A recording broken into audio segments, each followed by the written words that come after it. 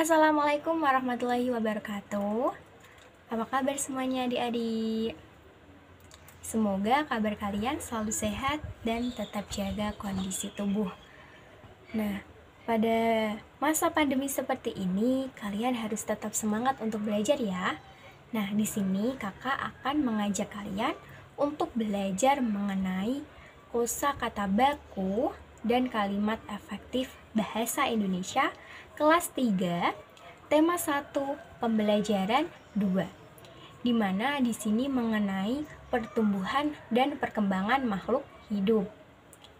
Nah, karena sudah ada materi pada sebelumnya, maka kita akan melanjutkan dari materi pembelajaran 1 ke pembelajaran kedua. Nah, langsung saja kita belajar mengenai kosakata dan kalimat efektif. Nah, di sini adik-adik sudah tahu apa belum kosakata baku itu apa atau kosakata itu apa? Kosakata adalah perbendaharaan kata, susunan ataupun kumpulan kata yang dimiliki, diketahui, dan dimengerti oleh seseorang yang digunakan dalam membuat kalimat. Nah, berdasarkan frekuensi ataupun jumlah sering dan jarangnya kosakata yang digunakan oleh seseorang itu ada 2 kosakata. Yang pertama yaitu ada kosakata aktif dan yang kedua yaitu ada kosakata pasif. Kosakata aktif adalah kosakata yang frekuensi penggunaannya sangat sering dipakai dalam berbicara maupun menulis. Sedangkan kosakata pasif adalah kosakata yang frekuensi penggunaannya jarang dipakai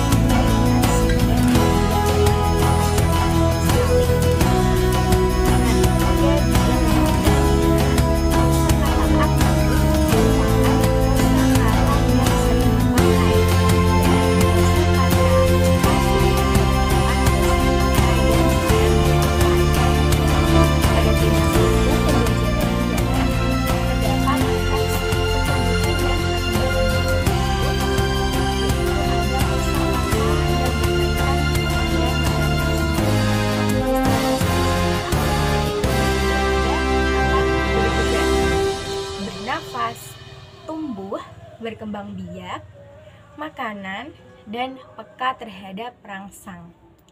Nah, di sini juga ada contoh kosakata aktif dan kosakata pasif. Untuk kosakata aktif sendiri bisa digunakan dimulai dari ada berat, tinggi, dan juga makanan. Nah, contohnya dari kata berat bisa dibuat kita kalimat seperti berat adik berapa ya? Nah, untuk tingginya kita bisa membuat kalimat dengan tinggi meja itu berapa? Tinggi badan kamu berapa? Nah, seperti itu. Nah, untuk kata pasif atau kosakata yang pasif yang jarang digunakan dalam percakapan setiap hari, misalnya ada bernafas, bergerak, berkembang biak, dan peka terhadap rangsang. Nah, contohnya kita kasih dengan bergerak. Tidak mungkin kata bergerak digunakan dalam setiap percakapan. Nah, misalnya dengan kalimat ayo kita bergerak agar tubuh kita sehat. Nah, itu tidak selalu diucapkan pada keseharian kita. Contohnya lagi dalam bernafas. Apakah kamu selalu bernafas? Tidak mungkin ada percakapan seperti itu. Nah, pernah tidak adik-adik berbicara dengan kakak maupun teman yang lain, namun mereka tidak memahami apa yang kita bicarakan? Nah, itu tandanya bahwa kalimat yang kita gunakan saat berbicara dengan orang lain tidak menggunakan kalimat yang efektif. Nah, apa itu kalimat efektif? Nah, sebelum kita belajar ke kalimat efektif, kita perlu belajar mengenai kalimat. Kalimat adalah rangkaian atau kumpulan kata yang terdiri dari subjek dan predikat dan dapat juga berdiri sendiri serta memiliki makna yang lengkap. Nah, untuk ciri-ciri kalimat yaitu ada 3. Yang pertama, dimulai dengan huruf kapital. Yang kedua, diakhiri dengan tanda baca titik, tanda tanya, dan juga tanda seru. Dan yang ketiga, yaitu ada minimal. Kata tersebut terdiri dari subjek dan predikat. Nah, apa sih subjek itu? Subjek adalah pelaku atau kata benda dalam sebuah kalimat. Subjek sendiri bisa berupa nama orang, hewan, tumbuhan, benda, sapaan, dan yang lainnya. Nah, untuk predikat adalah perbuatan atau pekerjaan yang dilakukan oleh subjek. Predikat bisa berupa kata kerja, kata sifat, kata benda, dan bilangan. Predikat tidak boleh didahului dengan kata yang. Contohnya di sini ada Arini menendang bola.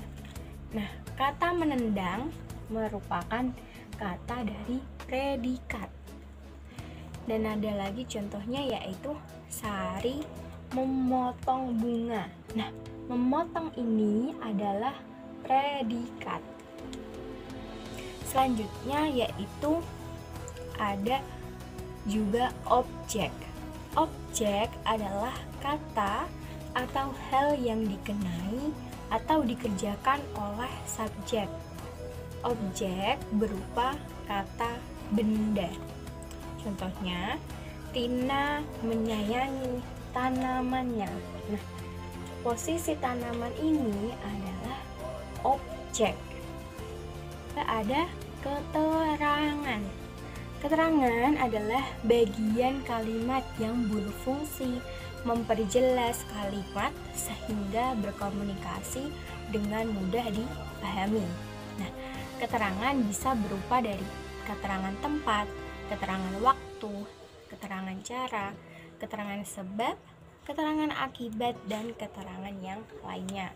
Nah, di sini ini kakak punya contoh di mana adik menanam bunga di halaman depan. Nah, di halaman depan itu bisa dinyatakan sebagai keterangan tempat. Nah, seperti itu. Dalam kalimat itu ada kalimat sempurna ataupun lengkap. Nah, kalimat sempurna ataupun lengkap adalah kalimat yang terdiri dari subjek, predikat, objek, dan keterangan, di mana disingkat dengan SPOK. Selanjutnya yaitu ada kalimat efektif.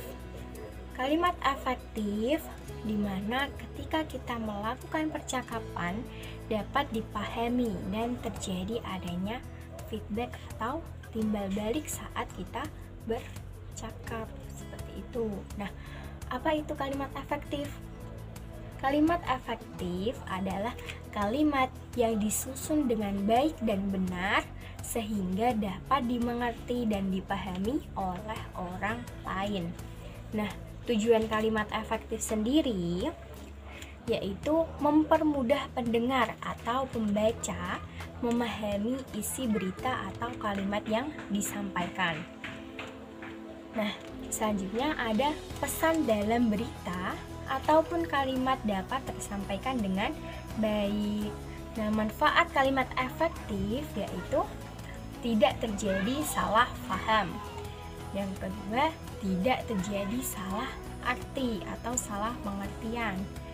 Dan yang ketiga yaitu pesan tersampaikan dengan jelas.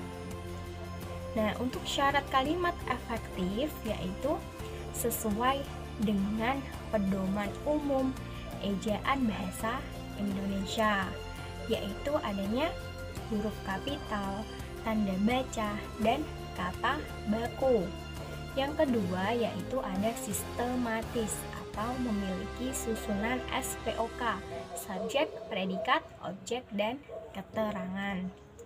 Yang ketiga yaitu tidak ambigu atau membingungkan.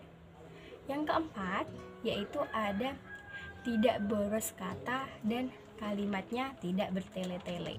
Nah, di sini kakak memiliki contoh dari subjek, yaitu ada ayah, Sari, ibu, dan kucing.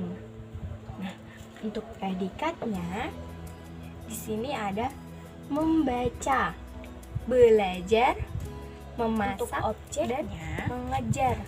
Objeknya nanti ada koran, bahasa Indo, ikan, dan bola. Itu contoh sedikit dari subjek, predikat, dan objek.